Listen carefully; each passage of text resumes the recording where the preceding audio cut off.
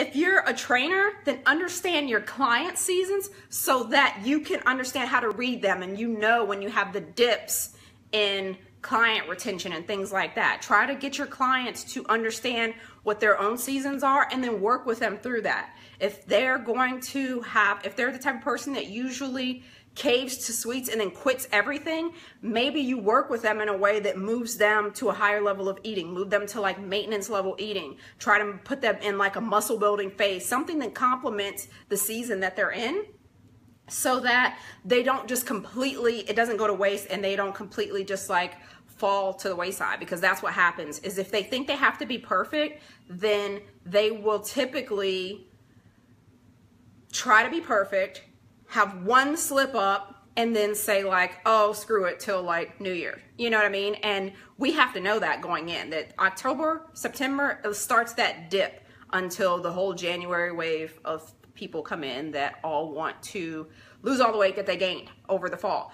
I try to encourage them to work with their bodies rather than against it.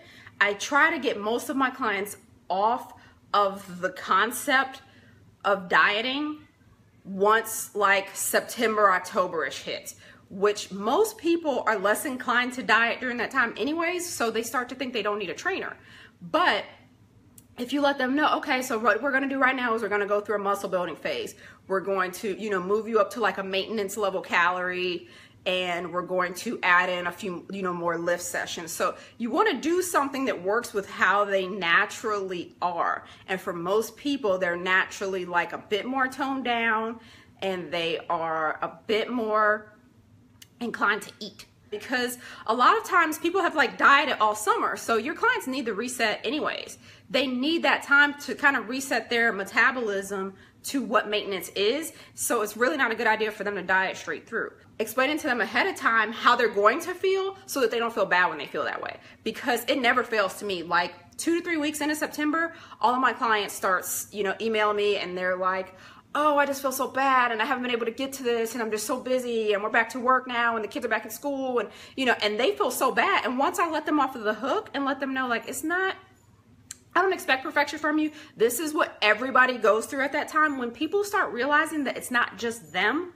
then they're more inclined to stick with it because they see like, okay, this is a part of the process. And just switch your focus of what you're doing. Say, okay, now we're going to focus on let's not worry as much about what you're eating. Let's just focus on maybe hitting the protein. Start developing the habits that they will need that will carry them through in winter, because winter is going to hit them hard, and we know that, and that's when clients start dropping off like flies. So because winter is going to hit them so hard, try to use fall to build up the habits that kind of carry them through into that January season where then everybody gets that burst again. And then you're going to go through that again in probably mid-February-ish. By then everybody's kind of like in the slump again, because you get like the big rush during January, and then naturally we all kind of like, okay, it's still kind of cold outside in February, and so you're not really with it quite yet. And then March, April, May, you start seeing that incline again because it's starting to get warmer, and that's when people really start like getting motivated again.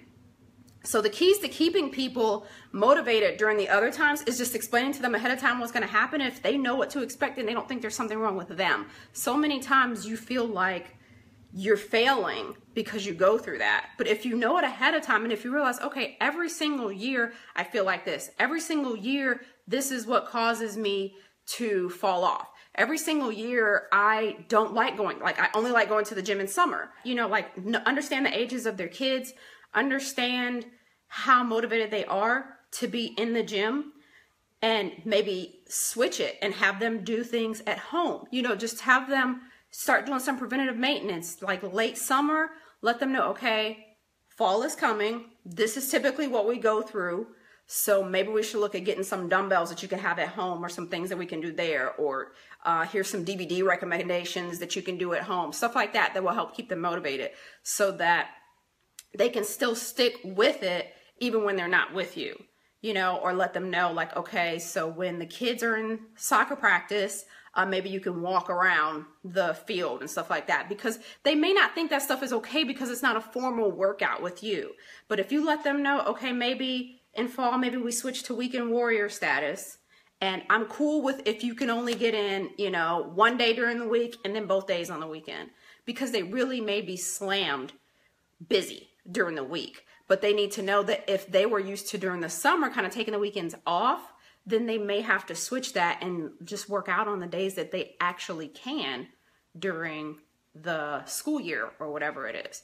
If they understand muscle building cycles, if they don't, explain them to them. Explain that, okay, it's fine because we need a surplus of food to build muscle. So let's take this time where you're more inclined to eat a surplus of food and let's go into a muscle building phase, just 4 to 6 weeks, you know, and just kind of feel them out.